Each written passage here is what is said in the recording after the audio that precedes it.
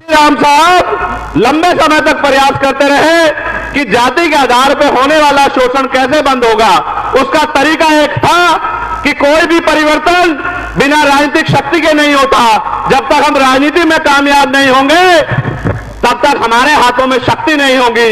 जब तक शक्ति नहीं होगी तब तक परिवर्तन नहीं होगा। इसलिए उन्होंने कहा अपने लोगों से कि चाहे रिक्शा चलाने वाला हो चाहे कुर्सी पे बैठने वाला हो, हर आदमी तय करे कि हमें इस देश में शासक जमात बनना है, हमें इस देश में राजकाज लाना है, हमें इस देश में गरीबी बेबसी गुलामी की बेड़ियां काटनी है।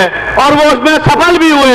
लेकिन जहां तक वो छोड़ के गए, मैं आपसे पूछना चाहता हूं, क्या आप उससे उस कारवा को आगे बढ़ाना चाहते हो नहीं बढ़ाना चाहते हो? बताओ, जोर से बताओ, बढ़ाना चाहते हो नहीं बढ़ाना चाहते हो?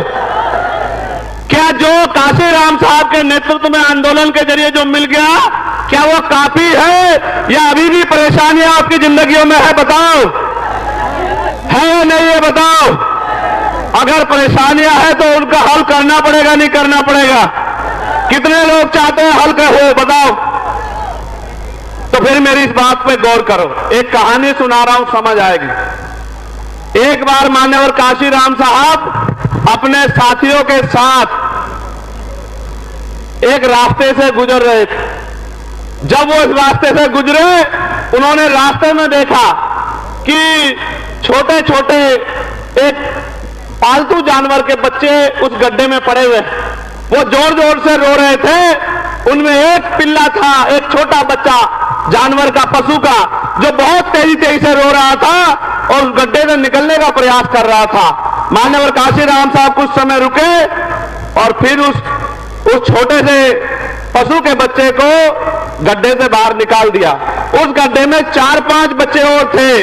काशीराम साहब ने उनको नहीं निकाला और आगे चले गए। जब शाम के समय ठहरे तो उनके साथ चलने वाले लोगों ने कहा कि साहब, हमें आपसे एक बात पूछनी है। उन्होंने कहा, पूछो। कि आज हमने देखा कि आप रास्ते से आ रहे थे, बराबर में गड्ढे में कुछ बच्चे पड़े हुए थे, छोटे छोटे बच्चे। आपने उनमें से एक बच्चे को निकाला, बाकी को वहीं छोड़ दिया।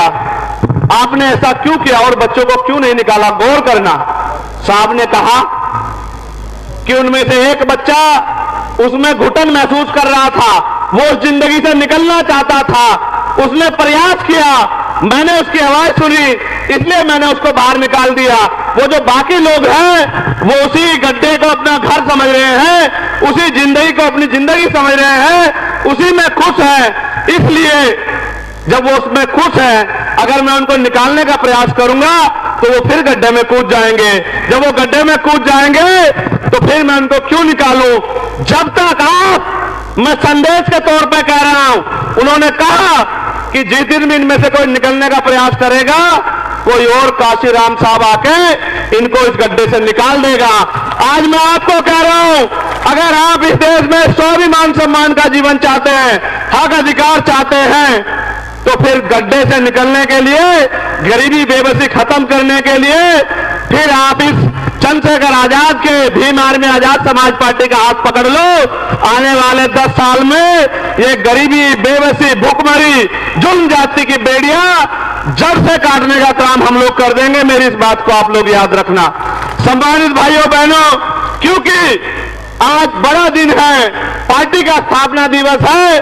देश भर में पार्टी में काम करने वाले लोग अपने मन में सपने लेकर बैठे हैं। मैं उनको भी कहना चाहता हूं, ये आंदोलन महापुरुषों का आंदोलन है, जो महापुरुषों ने संघर्ष करके आगे बढ़ाया। इसको और आगे बढ़ाने के लिए हम सब लोग तैयार हैं और हमारी मेहनत जाया नहीं जाएगी।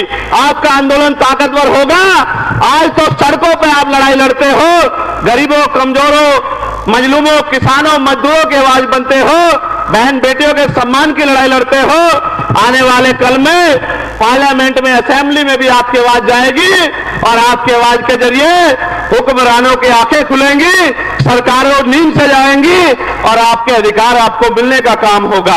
सम्मानित भाइयों बहनों, एक लंबी लिस्ट मैंने पढ़ी। ये सब लोग वो लोग थे जिन्होंने क्षेत्र में मेहनत की है, जिन्होंने क्षेत्र में काम किया है।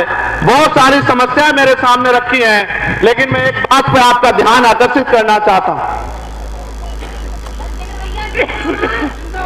अभी चुप हो।